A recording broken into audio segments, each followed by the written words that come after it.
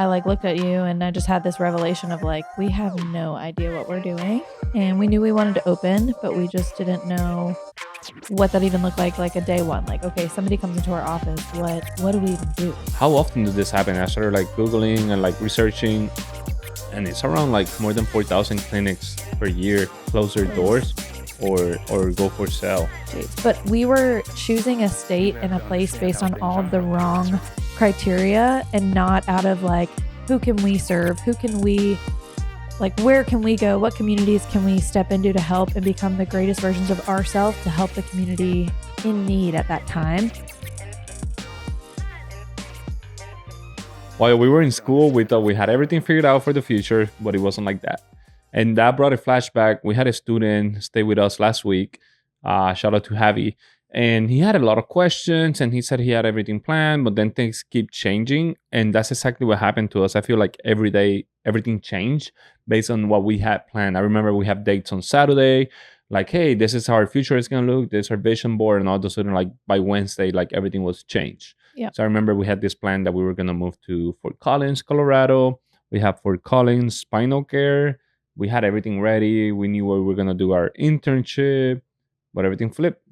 Yep. I remember specifically we're sitting, I think we're like 11th quarter at Sherman, and we're sitting in the computer room. We call it the PMR room when you write your patient management report. And I like looked at you and I just had this revelation of like, we have no idea what we're doing. And we knew we wanted to open, but we just didn't know what that even looked like a day one. Like, okay, somebody comes into our office. What do we even do? Like, okay, we're really good adjusters. So we thought, and we have pretty good bedside manner, but we didn't have any systems. We had no processes. We were just like, you just hang your shingle and people will show up, And right? let alone, we didn't have any funds to open a clinic. Zero capital, absolutely zero capital. Because we tried to get loans everywhere and everyone was denying it. Even if we had capital in the bank, we had the 30% that they asked for, but still everyone was denying it. Yep. And I've been reading recently, it's even worse nowadays because what I read is that chiropractors are not paying their debt, their student loan, and the student loan keeps increasing nowadays. It's like tuition is higher than when we were in school 4 years ago. So with that being said, it's like now that you're not paying your loans, it's going to be harder to get another loan, even if it's the SBA or a private lender, it's going to be a 10-15%. So no one wants to get into that. So that was pretty rough. Yes. Another thing that we did that I don't recommend it early on practice, probably early in practice, yes, not as a student, is joining a management group. Because usually, okay, they want to help, they're going to give you that, but they're getting a lot of things in return. And it's under contract. And it's a long contract. That is a problem. Yeah. That is the only problem. If it's like a month-to-month deal, which we had a couple of those too, where it's like, just do this membership and it's a month-to-month basis, like that's something totally different. Right. But when they tie you in and bound you to a 3 to 5 year contract, like you are stuck. And it's usually the older people. Yeah. Of what I've noticed out there. Yeah. Is the older groups are the ones that are still in that long contract. Yes. And they're benefiting from it. Yeah. Something that Javi said that I wanted to bring up too and mention that might be helpful to students or people who are maybe deciding what location they want to go to is like, how do I know what location to choose? And, he's like talking, okay, I like this. These are my non-negotiables, right? And we had the same thing. Like we need to live near a major airport. We want a place where the weather is decent. So we didn't want to go like Northeast or freaking Michigan or somewhere where it's freezing in the winter. Like we both agreed on that. Somewhere where you can do outdoor, whatever stuff, a good place to raise a family. And he's going through his non-negotiables and we're like, yep, that was us too. And then at the end of the day, he's like, so these are kind of like what I've like narrowed it down to, but there's still like, I don't know, 10 states that you could choose from. And I'm like, well, where's God calling you? Like, where is God leading you? And I think oftentimes as students, just like us, we're like, let's go to Colorado. We can hike, we can do outdoor activities. And there's nothing wrong. Like if you are truly being led to Colorado, sure. But we were choosing a state and a place based on all of the wrong criteria and not out of like, who can we serve? Who can we, like, where can we go? What communities can we step into to help and become the greatest versions of ourselves to help the community in need at that time? We weren't looking at like this community has absolutely no chiropractors or very little chiropractors or no upper cervical chiropractors. We were looking at like, well, how can we live our lifestyle and like, where can we like fit in best? And it was out of like very selfish intentions. And I think if more people were like, I'm called to go somewhere where there is nobody and I can create an amazing community where we have a health conscious community and I can be a pillar in my community, almost like a big fish in a small pond.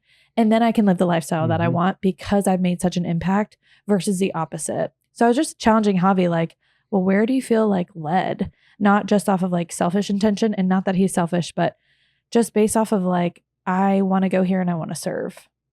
Yeah. It's all about serving and making an impact. Where do you want to make an impact? Yeah. Another thing that was a blessing for us, and that's what we're trying to bless people with, actually help them and going back to make an impact and serving people, is a partnership. Yeah. That's when we met our partner, when we were lost, when we didn't know what was going to go, what was going to happen. We found this doc. We did the internship with him. It was a great opportunity, great blessing. And he was just encouraging us to open by ourselves and like what to do next. And he wasn't getting anything in return. He was just helping. And that's when we asked him, like, hey, would you like partner with us and like fund it? And this is the mission. Let's open 300 clinics if it works out with us. Yeah. And he was like, okay, let's do it. And that was a big blessing because we didn't have to take any funds from us. Yep. And we didn't have to get another loan or anything. We just basically put the groundwork. He put the money. He had the money and the knowledge. We had the time. That's how you need to look at it. Yes. So to open a business, you need time, money, and knowledge. And it could be 3 different people with the 3 different characteristics. So thankfully for us, we just had the time. He had the money and knowledge. That's how we partnered. We did everything. And that was a big blessing. Yep. And that's what I've been seeing because recently, yesterday actually, a chiropractor called me. He was in a management group that we were, and he was there for years. And he approached me and said, hey, like there's nothing, I don't want to keep doing this. You know, I don't want to be a business owner. I don't want to be a chiropractor anymore. I want to sell my clinic. Would you buy it? Like this is the price, this is what it's doing. So obviously I need to throw some numbers and whatever, but it's just crazy that that's happening often. Yeah. So way too often. After that, I was like, how often does this happen? I started like Googling and like researching, and it's around like more than 4,000 clinics per year close their doors or go for sale. Jeez. Yeah. To that point too, it's what we told Javi is he is somebody who I would no doubt put my money on. You can open your clinic and you will be successful.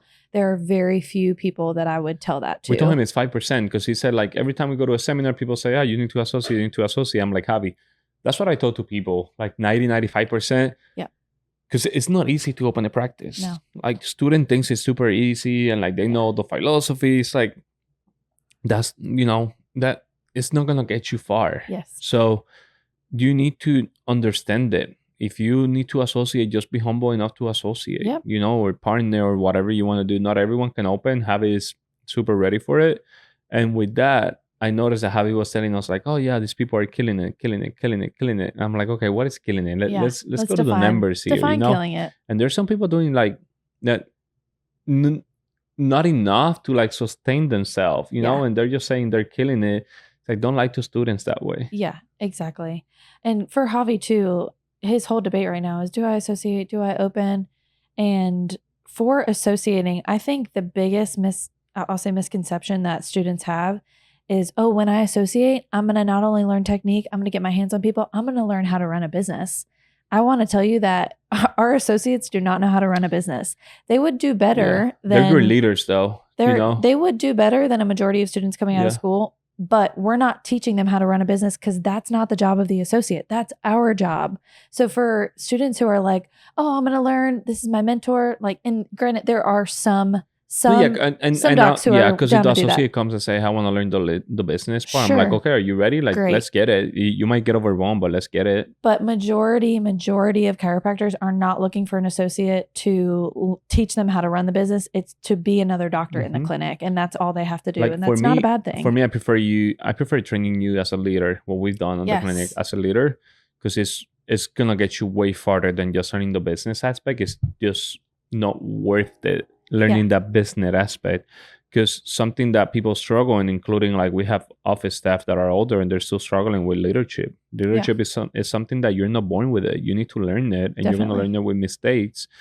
And so I prefer teaching people how to be leaders, actually. So what would you say to somebody, because this question comes up to us all the time, students, should I associate or should I open my own business? Like what's a good answer for them, and taking into account who they are as a person and their drive and their mindset? I always say probably associate or partner with someone that already has an established clinic, or associate to buy them out, something like that you don't have to keep bouncing clinic to clinic. But if they give you or associate and let's share profits, something like that, instead of just bouncing around trying to do it by yourself just to say I own a clinic, like that it's not going to get you far away. And just having like good boundaries, like our associates, like they live in vacation. If they tell us with time, they could take the vacations that they want. Totally. So I think it should be fair like that. It shouldn't be like a 1 week vacation or whatever. Like just have that conversation like, hey, I could be here lifetime as long as you treat me well. We could split the vacations pretty well if I tell you with time, and eventually I want to split profits. I think that would be a good balance, actually, than rather than like doing it all by yourself. It's going to be a struggle. You said a key thing there too, like underlying concept is there has to be clarity and expectations from the start. So if associate goes into an associateship thinking, hey, doc, I want you to teach me everything you know, not only about your technique, about your craft, about being a great doctor, but how to run a business. But the doctor has no idea like that the associate even wants that, then it's not going to be a good relationship from the start. Somebody's going to be unhappy and unsatisfied, and it's usually the associate because they're not getting paid enough, and they're doing all the grunt work, and they're working countless hours to keep the clinic running while not learning how to run a business. And so it's like, why would you even associate if that is your goal? If your goal is, I want to learn how to run a business, guess how you learn that? You open your business and you learn how to run a business. But there are so many people who I would just say, like, you have to know when you're not cut out for that. And it might just be a season of life of like, you are not ready for that. And therefore it might be a great idea to associate, knowing like, hey, I got to get my skills, I got to make some money, get some capital, and then I can partner, I can get a loan from the bank, whatever. And then I can open up on my own because I've got the experience as a doctor, and now I'm ready to own my own clinic. There are so many students who we went to school with, when they got to outpatient clinic, I was like, I pray for these people because wow, they haven't even laid hands on somebody. And we talked about that with Javi too. Like there are people who are in outpatient clinic who should not be adjusting people because they didn't put the time in. And so how are these people going to run a business if they don't know how to run a business or how to adjust people? That's kind of a scary thought. So all in all, though, I think still to this day, the best partnerships or associateships that I've seen is when the associates have stake in the business. So yeah, they're getting paid whatever, but they also are getting maybe some profit share, some equity share, some bonus. They have some sort of tie-in ownership to the clinic so that they're not just a 9-to-5 W-2 employee. They've got some stake in the director game. Or something like that. Yeah. If you have any question, reach out via the website pathttovictorychiro.com. See ya.